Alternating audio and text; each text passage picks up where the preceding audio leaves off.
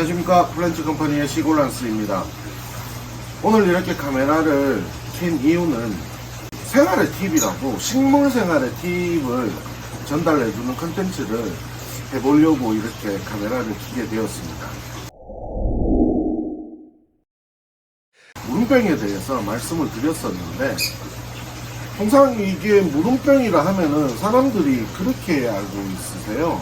제가 매번 말씀을 드리지만 무름병이 왔어요 하면은 다들 얘기가 물을 많이 줘서 그래요.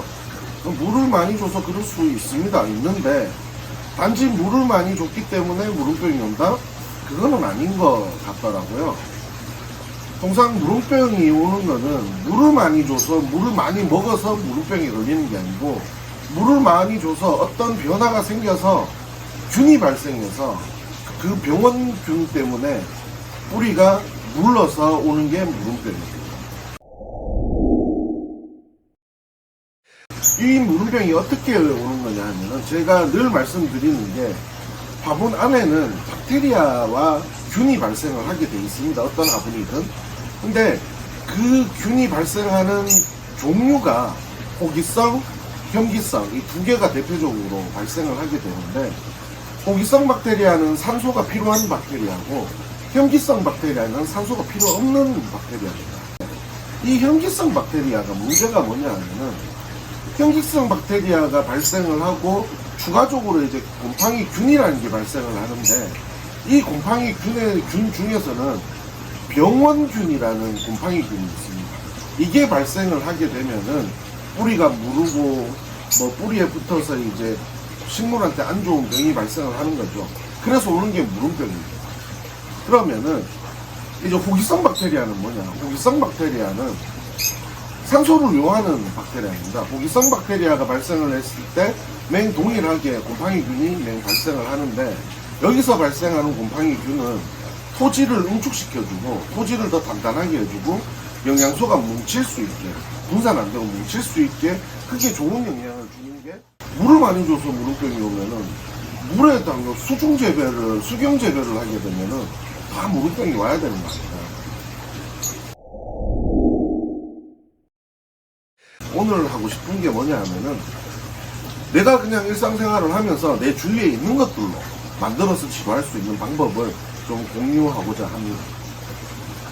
오늘 제가 소개시켜 드릴 수 있는 방법 중에 하나는 뭐냐 하면은, 우유, 그리고 비타민제.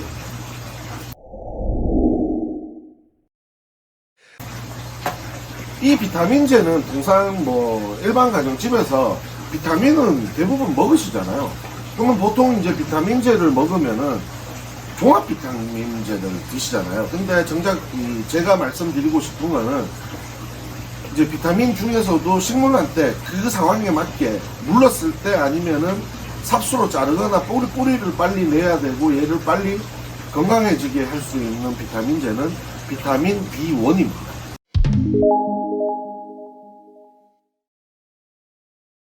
그 다음에 처음에 말씀드린 우유는 뭐냐 하면은, 우유가 살균 효과가 좀 있어요. 이게 무슨 말이냐 하면은, 우유가 통상 별거 아닌 것 같아도 우유를 정제를 해서 그 우유를 물에 희석을 해서 식물한테 뿌려주면은 곰팡이균이 약간 억제가 된다.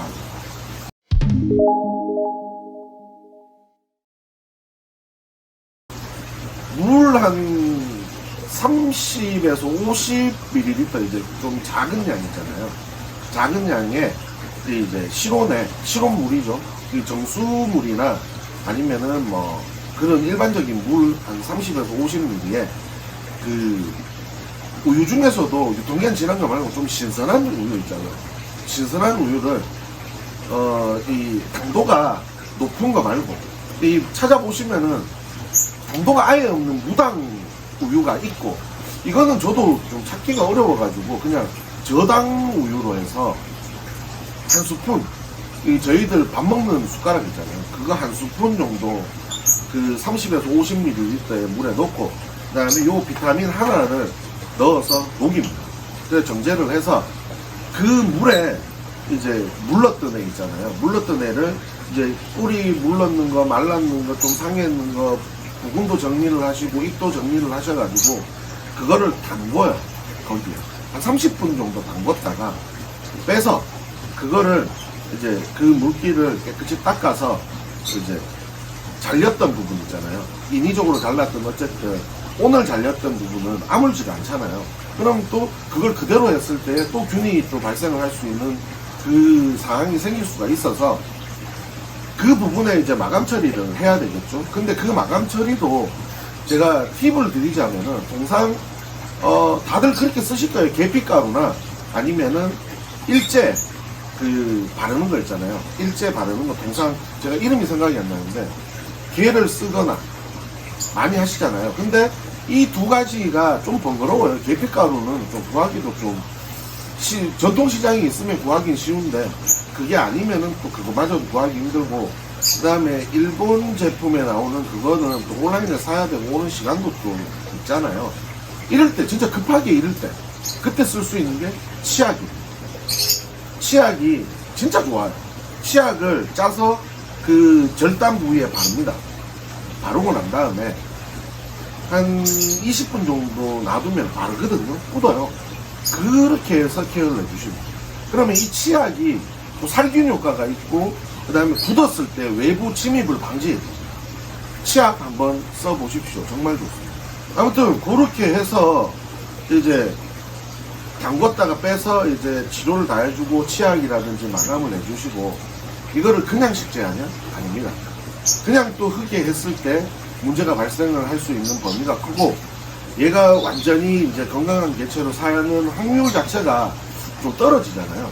그거를 조금 확률을 높이기 위해서 제가 하는 방법이 또 있습니다. 영상으로 보시죠.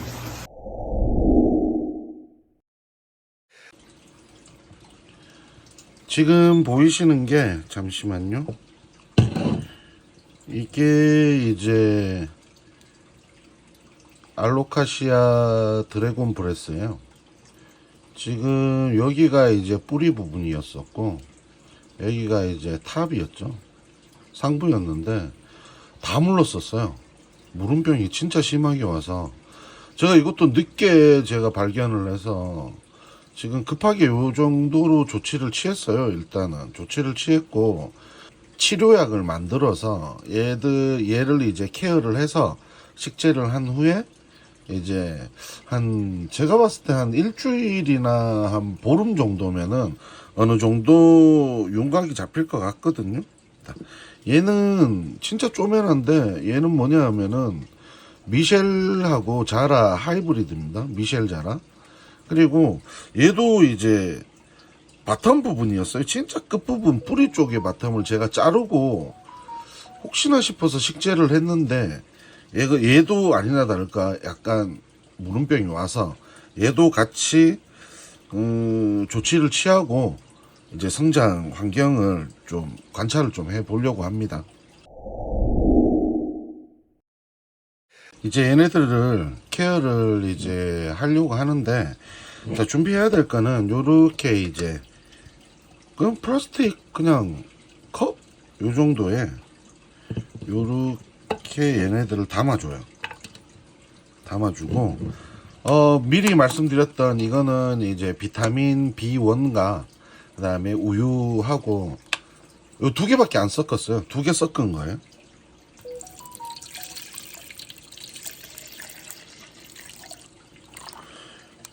요렇게 완전 잠기게 이제 안 보이죠? 완전 잠겼죠? 요렇게 한 20분 정도 놔두고 기다렸다가 이제 꺼내서 그 다음 이제 케어하는 방법을 제가 설명해 드릴게요. 담가둔 지 한 20분 정도 된 것 같습니다.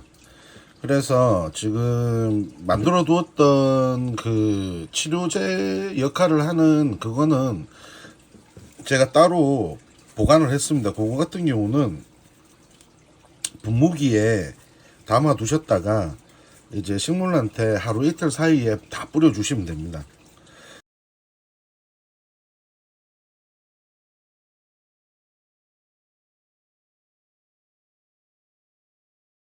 자, 이렇게 물기는 다 제거를 했고 이거 일제 이걸로 이건 다들 아시잖아. 이걸로 일단은 상처 부위를 이렇게 골고루 칠해줘야 됩니다. 이렇게. 그리고 얘를 너무 많이 바르시는 것도 좋지 않습니다.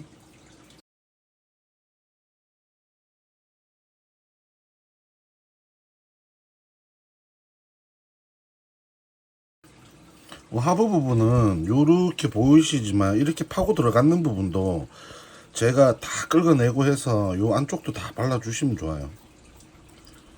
요런 거는 요렇게 나무 젓가락 같은 이런 거 꽂이나 이런 걸로 이렇게 안까지 골고루 다 발라주시면 됩니다.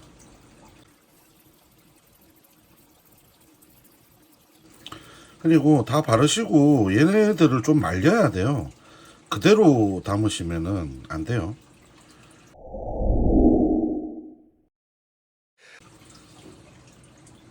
자, 이렇게 20분에서 30분 정도 방치하면은 이렇게 다 대충 굳습니다. 이렇게 굳은 애들을 어떻게 식재하냐 하면은 요런 그 플라스틱 용기가 있잖아요. 저희들 뭐 통상적으로 커피 아이스 아메리카노 테이크아웃 하면은 주는 고른 요거는 안에 뭐 수태나 이런 걸 넣어도 되겠지만은 수태나 이렇게 수분을 많이 머금고 있는 것보다는 그냥 머금지 않고 수태를 그 물을 그냥 이제 가지고만 있을 정도, 표면에 이렇게 가지고만 있을 정도로 할 수 있는 거를 밑에 놔두시면 됩니다. 저는 요거 산업용 면화죠. 이게 뭐냐 하면은 베개에 들어가는 솜입니다. 요 베개에 들어가는 솜. 이 가격도 저렴하고 요거 같은 경우는 활용을 어떻게 하시면 되냐 하면은 뭐 식물을 이제 판매해서 배송을 해야 된다 할 때 포장할 때 이걸로 하시면은 그 위에 이제 화분 외에 이제 위에를 커버하기가 좀 까다롭잖아요. 잎 부분을. 잎 부분은 요런 면화로 하시면은 상처도 안 나고 보온도 되고 좋습니다. 요렇게 구멍을 내주셔야 돼요. 밑에 요렇게 밑에 구멍을 내주셔 가지고 어느 정도 습기가 빠져나갈 수 있게 해주시고, 여기에 그냥 요렇게 이제 얘가 이제 탑 부분이니까 요렇게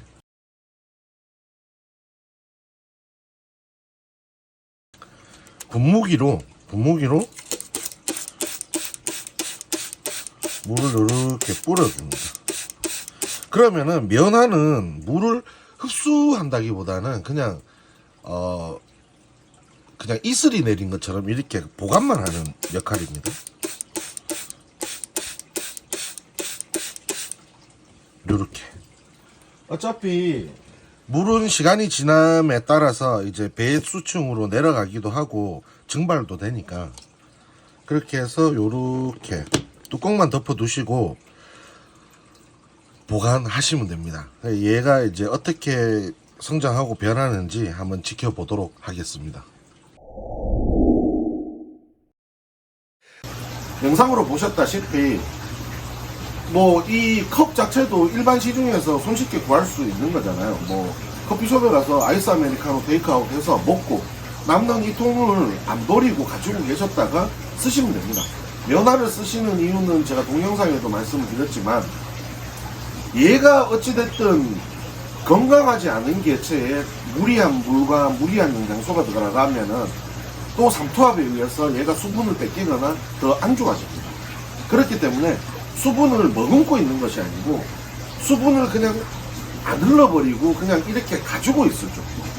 그래서 그 공중 습도가 높게 해주는 그 역할만 해주면 되기 때문에 산업용 면화를 저는 쓰고 있습니다. 그리고 산업용 면화 자체가 식물을 분양하거나 했을 때 포장할 때 잎부분에 마감 처리할 때도 좋고 보온성도 뛰어납니다. 그리고 제일 중요한 게 가격이 정말 저렴합니다. 자, 오늘은 뭐 제 컨텐츠죠. 식물생활 팁인데 민간요법 팁이라 해야 되나? 아무튼 이게 오늘 1편을 오늘 찍었는데 요거를 2편 3편 해서 제가 목표는 5편까지 찍는 게 목표입니다. 그리고 뭐 그렇게 할 정도의 컨텐츠는 있는데 이게 반응이 어떤지를 몰라가지고 반응이 좋으면 5편까지 가는데 만약에 반응이 시들하다? 그만하도록 하겠습니다. 아무튼 오늘 뭐 긴 영상 끝까지 지켜봐 주셔서 감사하고 늘 제가 말씀드리지만 구독을 하시는 건 좋고 안 하셔도 상관은 없는데 취소만 하지 말아요. 아 진짜 구독 취소 상처받습니다.